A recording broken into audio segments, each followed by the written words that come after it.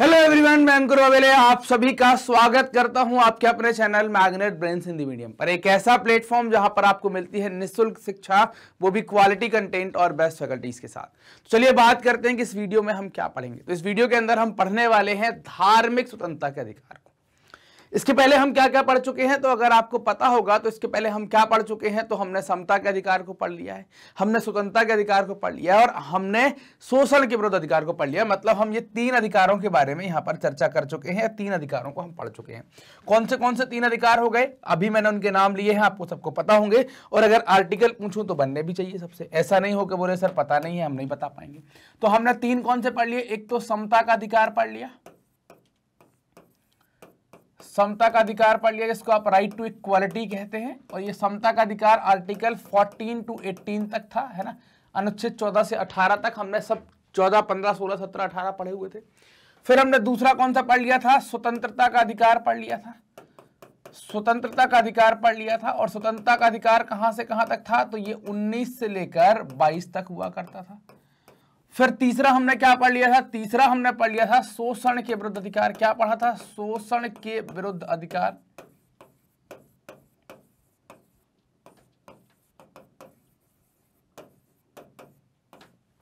Article 23 और 24। आज क्या बात होगी, तो आज बात जो होने वाली है वो बात होगी किस आर्टिकल को लेकर, तो वो बात होगी अगला आर्टिकल जो आएगा जिसको हम कह रहे हैं धार्मिक स्वतंत्रता का अधिकार। धार्मिक स्वतंत्रता का अधिकार,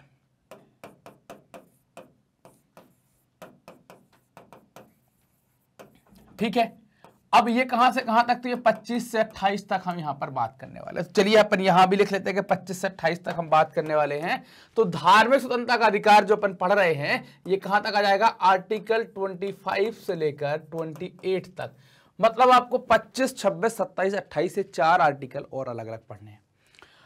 अब धार्मिक स्वतंत्रता का मतलब क्या होगा, पहले इसको समझते हैं कि धार्मिक स्वतंत्रता का मतलब क्या हो जाएगा, पहले उसको समझना पड़ेगा, फिर हम आगे की बात करेंगे। तो एक तो आती है चीज जिसको आप कहते हैं धर्म, है ना, धर्म। फिर इसकी स्वतंत्रता, और फिर हमें बात करनी है इसकी समानता या इसकी समता। धर्म जो है वो अलग अलग आस्थाएं हैं, लोग किसी भी धर्म को मान सकते हैं, जो उनको ठीक लगता है उस धर्म के हिसाब से वो रह सकते हैं। जैसे आप माने कि भारत में कई तरीके के धर्म हैं और पंथ है ना। धर्म और पंथ आप देख सकते हैं, हर धर्म के अंदर अलग अलग पंथ होते हैं। कई बार आपने देखा होगा कि दो विचारधाराओं के लोग भी लड़ जाते हैं, एक ही धर्म की दो अलग अलग विचारधाराओं को मानने वालों के बीच में भी लड़ाइयां हो जाती हैं, चलता रहता है। उस पर हम बात नहीं करेंगे कि वो लड़ाई क्यों होती है, इसके कारण क्या है, लेक्चर बहुत लंबा चला जाएगा। धर्म और पंथ आप देखें, मतलब हर एक धर्म में अपने एक भगवान है, उनकी आराधना करने का तरीका है, उनको पूजा पाठ करने का तरीका है ना, उनको या उस धर्म के हिसाब से जीने का तरीका है। तो ये जो धर्म है, ये धर्म और पंथ जो है वो कई सारे आप यहाँ पर अलग अलग धर्म देख सकते हैं। भारत में लगभग आप 8 बड़े धर्मों पर चर्चा यहाँ पर कर सकते हैं। तो आपको धार्मिक मामले में स्वतंत्र रखा गया है, चाहे तो आप किसी धर्म को माने चाहे तो ना माने। ये आपको फ्रीडम दी गई है मानने ना मानने को लेकर, मानने ना मानने को लेकर, ठीक है। अभी अगला आर्टिकल जैसे हम 25 क्लियर करेंगे तो मानने ना मानने क्या कहलाता है, बोले सर अभी ये बहुत कंफ्यूजन कर रहा हूं, मैं क्लियर कर दूंगा। समता मतलब हमारी नजर में सभी धर्म क्या है, सभी धर्म बराबर हैं, सभी धर्म बराबर हैं, किसी धर्म को स्पेशल ट्रीटमेंट नहीं मिलेगा, किसी धर्म को हम ज़्यादा प्रमोट नहीं करेंगे, हम मतलब सरकार प्रमोट नहीं करेगी, सरकार किसी धर्म को विशेष बढ़ावा नहीं देगी। तो ये हमें खास तौर से इन 3 चीज़ों की डिटेलिंग पढ़नी है कि धर्म क्या है, उसकी स्वतंत्रता कैसी है और समता कैसी है। धर्म क्या होता है, पहले तो एक बात ये बात कर लें, हालांकि इस आर्टिकल से इसका संबंध नहीं होगा, लेकिन आपके बहुत सारे डाउट इससे क्लियर होंगे कि धर्म क्या है, आप किस चीज को धर्म कहते हैं, धर्म क्या है। तो हर एक धर्म सही और गलत में अंतर आपको बताता है। धर्म मतलब क्या है, सही और गलत में अंतर करना, है ना, सही और गलत में, सही और गलत में फर्क बताता है।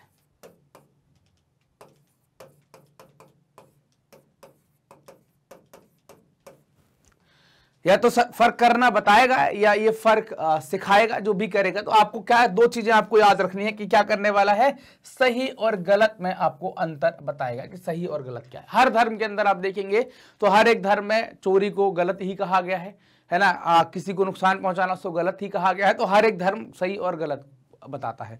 अब धर्म को बना दिया कि भाई ये सही गलत तो बनाना है, लेकिन आप दैनिक जीवन कैसे जिएंगे, आप दैनिक जीवन में भी आप सही गलत करते हैं, तो दैनिक जीवन भी आपका सही होना चाहिए। तो इसके लिए उन्होंने क्या बना दिए, कुछ नियम बना दिए।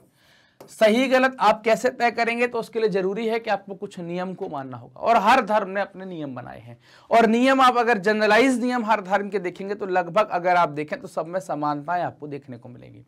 नियम बनाने के पीछे कारण क्या है, तो नियम बनाने के पीछे कारण ये है ताकि आप क्या कर सके, सही आचरण कर सके। नियम बनाने के पीछे कारण क्या है, सही आचरण आपसे करवाना, सही आचरण आपसे करवाना। दूसरी बात अगर मैं कहूं कि इसका क्या है, दूसरी बात यह है कि जब आप सही आचरण कर रहे हैं तो आप अपनी तरक्की की तरफ, अपनी उन्नति की तरफ जाएं, है ना। धर्म चाहता है कि आप उन्नति भी करें, सही आचरण करते हुए उन्नति करें, ऐसी धर्म की इच्छा होती है। हर धर्म चाहता है कि उसके जो अनुयायी हैं, उसके जो फॉलोवर हैं। अब आप बोलेंगे सर धर्म आपको बता के गया था, नहीं, मुझे बता के नहीं गया था धर्म, लेकिन अगर आप विचारधारा पढ़ते हैं तो हर धर्म के अंदर ही कहानी ऐसी आपको देखने को मिलेगी। तो सही आचरण करना सिखाएगा, और वो चाहता है कि आप सही आचरण मतलब अच्छा व्यवहार करते हुए, सही सब अच्छा करते हुए उसके हिसाब से क्या करें, उन्नति भी करें। उन्नति कैसे करेंगे, तो धर्म ने ये नियम बना दिए हैं। अब ये नियम कैसे हैं, अगर आप देखें कि इन्हें आपके दैनिक जीवन के नियम बनाए हैं। कैसे बनाए हैं, दैनिक जीवन के नियम बनाए हैं। दैनिक जीवन तो अपने लिख लिया है। जैसे मान लीजिए कि सुबह उठकर, है ना, सुबह उठकर आपको क्या करनी है, पूजा करनी है। आपको पूजा या अर्चना, या आपको जिस भी धर्म के है पूजा या अर्चना आपको करनी है, तो अब आपको सुबह उठना पड़ेगा, और सुबह उठना पड़ेगा तो नहाना धोना पड़ेगा, आपके जो गंदे कपड़े हैं उनको धोना पड़ेगा, ब्रश करना पड़ेगा, फिर आप पूजा करेंगे। तो उससे क्या होगा, जब आप सुबह उठेंगे, हर एक धर्म में, चाहे हिंदू धर्म की बात करूं मैं, चाहे मुस्लिम धर्म की बात करूं मैं, चाहे क्रिश्चियनिटी की बात करूं मैं, चाहे बौद्ध धर्म में जाऊं, चाहे जैन में जाऊं, चाहे मैं सिख में जाऊं, किसी भी धर्म में जाऊं, तो हर धर्म में पूजा अर्चना करने का तरीका ये बताया गया है कि आपको शुद्ध होकर साफ सुथरे होकर आना है। साफ सुथरे होने का तरीका हम लोगों की समझ में आता है कि नहा धो लेते हैं, कपड़े साफ कर लेते हैं, अच्छे स्वच्छ कपड़े पहनकर फिर हम पूजा अर्चना करते हैं।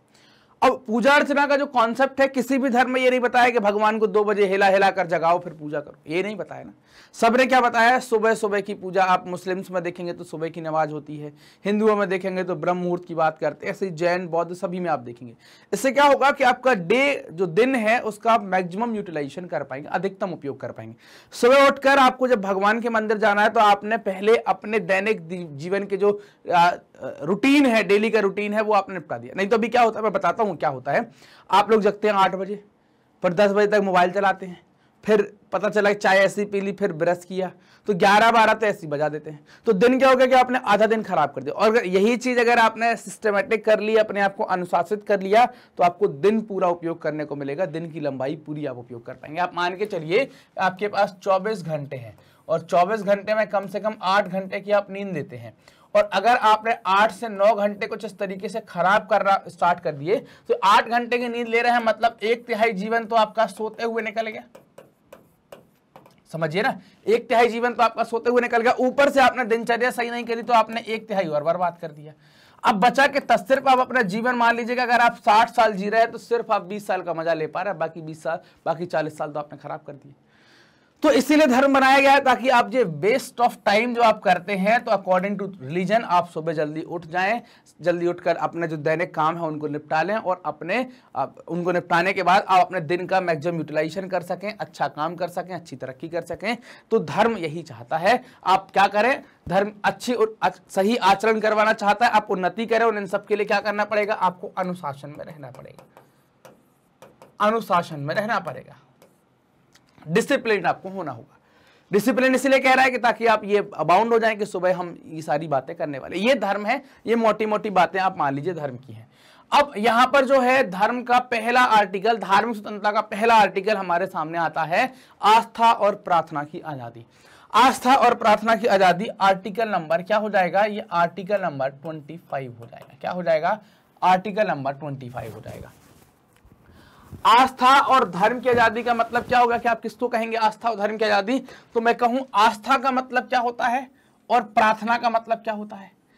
आस्था आपकी सबकी अलग अलग हो सकती है। हमारा बिलीफ के बारे में बात कर रहे हैं, हमारा विश्वास किस में है, हम किस में फेथ ज्यादा करते हैं, वो हमारी बात करिए। प्रार्थना मतलब हम कैसे प्रार्थना करना चाहते हैं। कोई लोग 2 घंटे पूजा करते हैं, कोई लोग आधा घंटे करते हैं, कोई लोग सुबह करते हैं, कोई लोग शाम को करते हैं। तो ये आजादी की बात की जा रही है। मतलब आस्था और प्रार्थना, इन दोनों को अगर मैं जोड़ दूं तो ये किससे जुड़ी हुई है? धर्म से जुड़ी हुई है। मतलब आपको यहां पर क्या मिल गई? धर्म की स्वतंत्रता मिल जाती है। क्या मिल जाती है? धर्म की स्वतंत्रता मिल जाती है। अब इस स्वतंत्रता की अगर मैं बात करूं तो किस टर्म में है? मानने को लेकर है।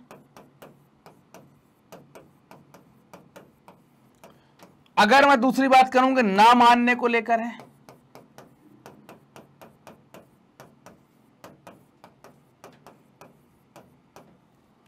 और अगर मैं तीसरी बात करूं तो धर्म परिवर्तन को लेकर है।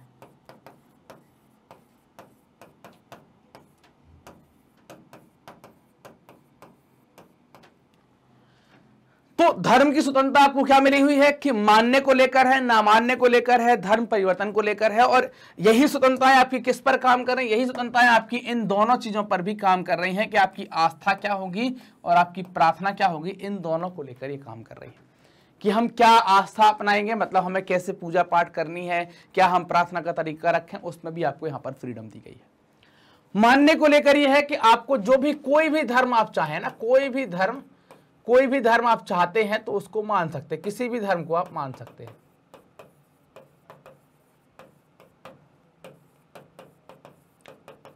किसी भी धर्म को आप क्या कर सकते हैं? मान सकते हैं। जो भी आपको अच्छा लगता है उस धर्म को आप अपना सकते हैं, मान सकते हैं। ठीक, मान लीजिए कि आप हिंदू धर्म है, आप मुस्लिम धर्म में है, आप सिख धर्म में है, तो आप उस धर्म को मान सकते हैं। अब उस धर्म में जो आस्था आपको रखनी है वो रख सकते हैं, उस धर्म को पूरे तरीके से आप फॉलो कर सकते हैं। जो भी उसका ट्रेडिशनल है, जो भी एकदम पारंपरिक तरीका है, उसके हिसाब से मान सकते हैं, या आजकल थोड़ा मॉडिफाई करके भी मान सकते हैं। ये आपके ऊपर है कि आपको कैसे मानना है, ये आपकी आस्था का विषय है। आपके पास समय है या आप चाहते हैं कि मुझे अकॉर्डिंग टू रिलीजन ही चलना, मुझे धर्म के हिसाब से चलना है, तो आप उसमें एकदम डूब कर उस धर्म को मान सकते हैं। चाहे तो फिर आप ऊपर ही मान सकते हैं। जैसे हम और आप किसी ना किसी धर्म से बंधे हुए हैं, लेकिन हमारी और आपकी अगरबत्ती कब लगती है? जब एग्जाम आता है। अरे बोले भगवान पास हो जाएं, बस पास हो जाएं भगवान, और हम मंदिर मस्जिद में जाके यही प्रार्थना करते हैं। बाकी टाइम हमारा ज़्यादा इन्वॉल्वमेंट आपको देखने को मिलता नहीं है। तो ये हम एक धर्म को तो मानते हैं, लेकिन कैसा मानना है ये हमारे ऊपर है, कैसी पूजा अर्चना करनी है ये हमारे ऊपर है। जैसे चाहे हम वैसे करें। आप देखते होंगे ना कि भाई जैसे एग्जाम या कोई कॉम्पिटिटिव एग्जाम दे रहे हैं तो उनकी धड़कनें बढ़ती हैं, फिर नारियल चढ़ना चालू होते हैं, मंदिर मस्जिद गुरुद्वारा गिरजाघर जाना चालू होते हैं। तो ये क्यों होता है? क्योंकि आपकी आस्था सडनली बढ़ जाती है और पेपर निकल के आस्था धीरे धीरे क्या होती है? डाउन हो जाती है। ये हमारे ऊपर। कोई हमको इस पे डंडा करता क्या कि बोले नहीं पनिशमेंट देंगे, बोले नहीं डंडा पड़ेगा आपको, कि आपने अगर नहीं माना है तो बोले आपको 4 डंडे पड़ेंगे, माना है तो आपको डंडे नहीं पड़ेंगे। नहीं करता ना, हम फ्री हैं जैसे चाहे। नहीं मानना है मतलब आप नास्तिक हो सकते हैं। आपको अगर नहीं मानना है तो आप नास्तिक हो सकते हैं।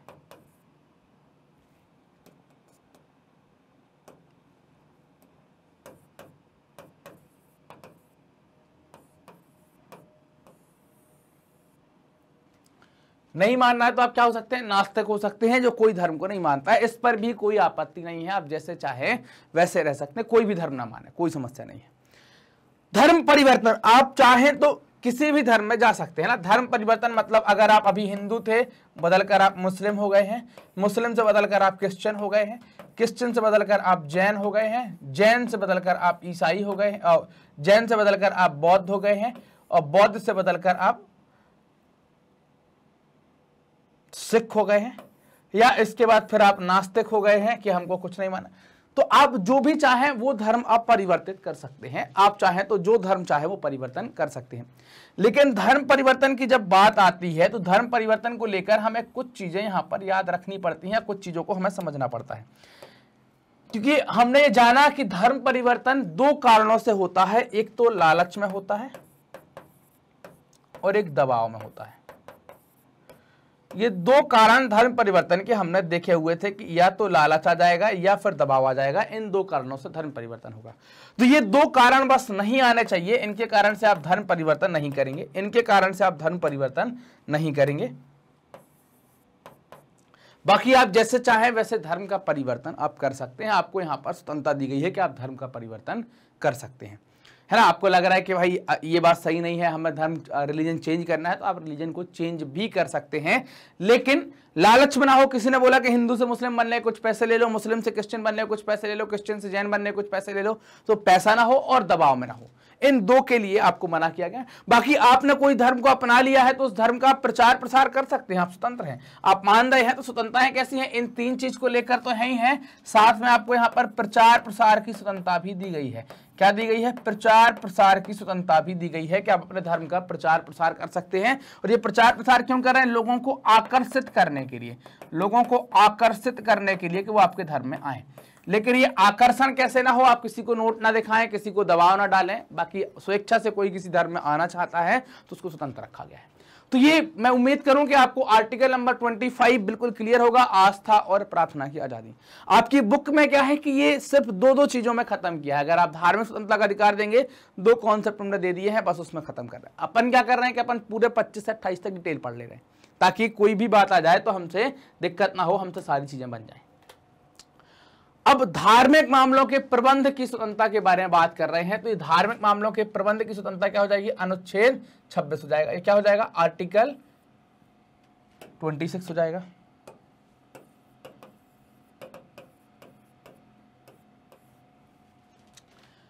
प्रबंध धार्मिक मामले क्या होते हैं? पहले मैं धार्मिक मामले लिख देता हूं। शादी धार्मिक मामला है, भंडारा धार्मिक मामला है ना। आपने कहीं कोई कथा देखी होगी, वो धार्मिक मामला है। कोई प्रवचन चल रहे हैं, वो धार्मिक मामला है ना। और अगर मैं कहूं यहां पर कि जैसे आप देखें कई सारी जगह, जैसे अभी शरबत पिलाते हुए सिखों को देखते हैं, शरबत पिलाने की जो प्रथा है,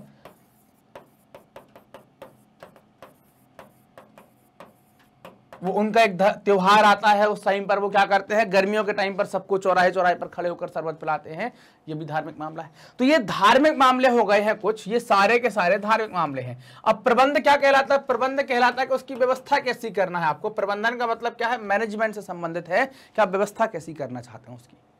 अब मान लीजिए कि आपकी ही शादी है, करोगे ना शादी? तो ऐसा तो कोई होगा ना जो शादी नहीं, अरे करोगे कि नहीं करोगे? करोगे ना, किरड़ुआ भड़ुआ मरोगे? नहीं मरोगे ना। ऐसे शादी तो करेंगे, सब कोई अपना घर बसाएगा, नहीं तो सब कोई सिंगल सिंगल रहने लगे तो भारत की स्थिति जापान जैसी हो जाए, अपन तो बहुत जल्दी कमजोर हो जाए, है ना। आप समझ रहे हो ना, वहां बूढ़ों की संख्या इतनी हो गई है, 100+ वालों की इतनी संख्या है, वहां सिंगल रहने वालों की संख्या बहुत है। तो चूंकि ये समाज में रहने पर कुछ नैतिक दायित्व होते हैं कि आपको शादी जैसे बंधनों में बंधना।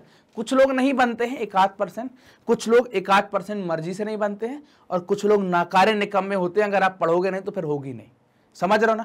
तो शादी मान लीजिए आपकी है, तो अगर मैं सिर्फ हिंदू कल्चर के हिसाब से देखूं या मुस्लिम कल्चर के हिसाब से भी देखें, तो शादी में सामान्य तौर पर 3 फंक्शन आपको खास, हालांकि चलती तो 4-5 दिन 7 दिन, कहीं कहीं अगर आप ट्रेडिशनल शादी, अगर आप ट्राइबल बेल्ट में चले जाएं तो आपको और उसके रूप देखने को मिलेंगे शादी के। मैं सिर्फ जनरलाइज चीजें यहां पर लिख रहा हूं। शादी के आपको 2-3 चीजें, एक तो आप मंडप देखेंगे, फिर मायना देखेंगे,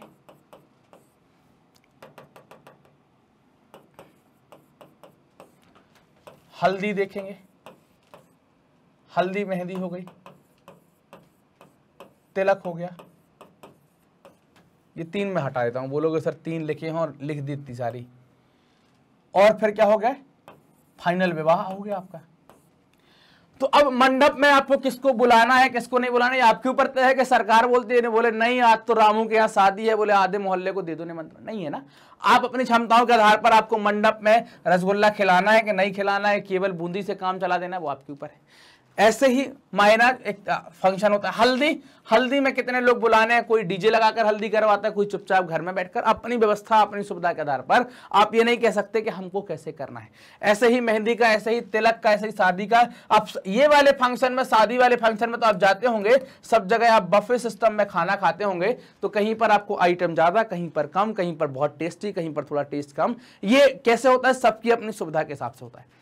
भाई जिसका पैसा ज्यादा है, उन्होंने बहुत अच्छा कुक हायर कर लिया, तो उसने बहुत शानदार चीजें बना ली। कई बार क्या होता है, सस्ता कुक इतना अच्छा बनाता है कि महंगे वाले से भी तगड़ा हो जाता है।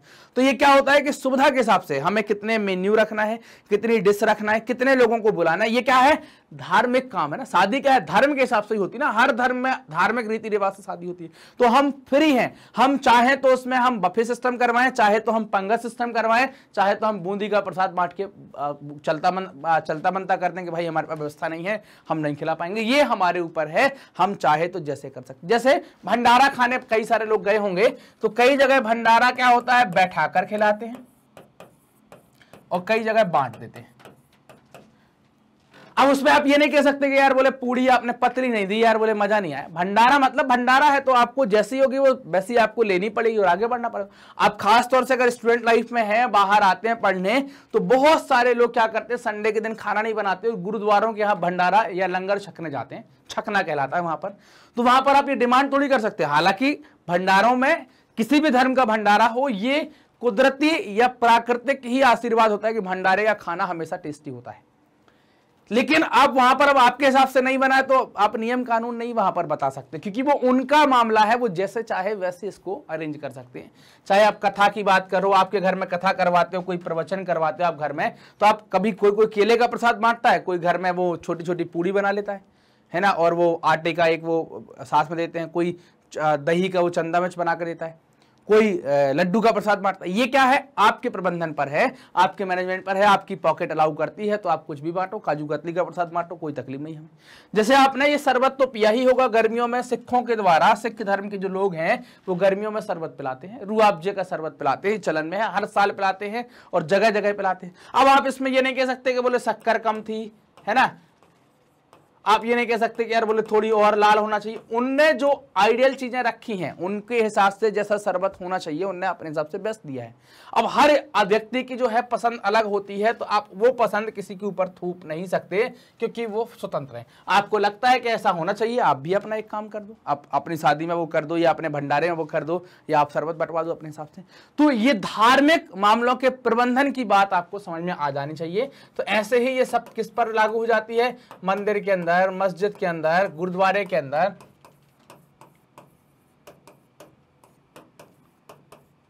गिरजाघर के अंदर, यहां पर भी तो कुछ काम होते हैं ना, धार्मिक फंक्शन कुछ ना कुछ होते रहते हैं, तो उसका मैनेजमेंट आप अपने तरीके से कर सकते हैं, उसका मैनेजमेंट आप अपने तरीके से संभाल सकते हैं।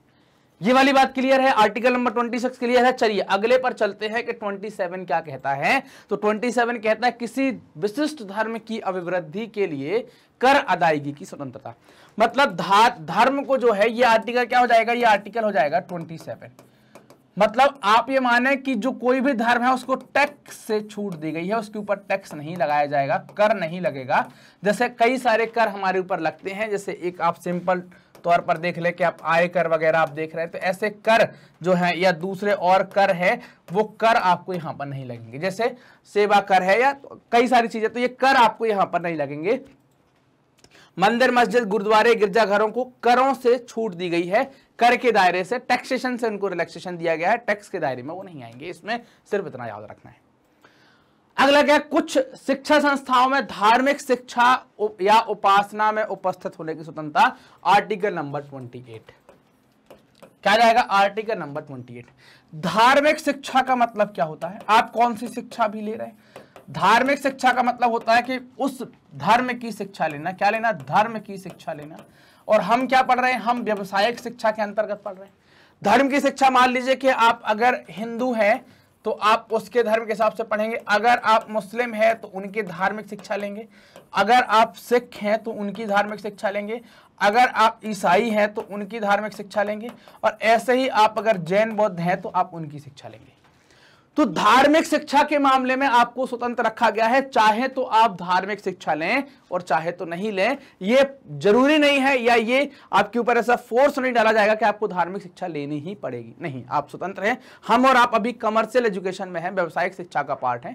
चाहे तो हम धार्मिक शिक्षा ले सकते हैं, जैसे हिंदू हैं तो संस्कृत में पढ़ेंगे, मुस्लिम है तो अरेबिक वाला पार्ट पूरा लिटरेचर, उनको पूरा अपना इस्लामिक लिटरेचर पूरा पढ़ना पड़ेगा, पूरी जानकारी लेनी पड़ेगी उसकी, तो वो शिक्षा आप ले सकते हैं। फिर कैसे हम अपना कर्म कांड करते हैं वो भी हमें सीखना पड़ता है। मतलब हर धर्म में पूजा पद्धति का तरीका अलग है, और हर धर्म में पूजा पद्धति के दौरान कुछ मंत्र उच्चारण करते हैं, मुस्लिम्स में आयतें पढ़ी जाती हैं। तो अब इनको कैसे हमें करना है ये हमें सिखाया जाएगा वहां पर, तो हम चाहें तो वो तरीके से सीख सकते हैं। जैसे आप देखते हैं ना, कथा आप खुद नहीं बांच पाते ना, आपको पता है कि इसमें अच्छी अच्छी कहानी बोली जा रही है, लेकिन आपको तौर तरीका नहीं पता। वो किसको पता है, जिसने धार्मिक शिक्षा या उसकी प्रैक्टिस की है, उसको सीखा है, वो कर पाता है। ऐसे ही मुस्लिम्स में भी होता है, ऐसे ही जैन में भी होता है, सिख में भी होता है, बौद्ध में, हर धर्म के अंदर ये धार्मिक शिक्षा होती है। तो हमें धार्मिक शिक्षा के मामले में क्या कर दिया गया है, यहां पर स्वतंत्र कर दिया गया है।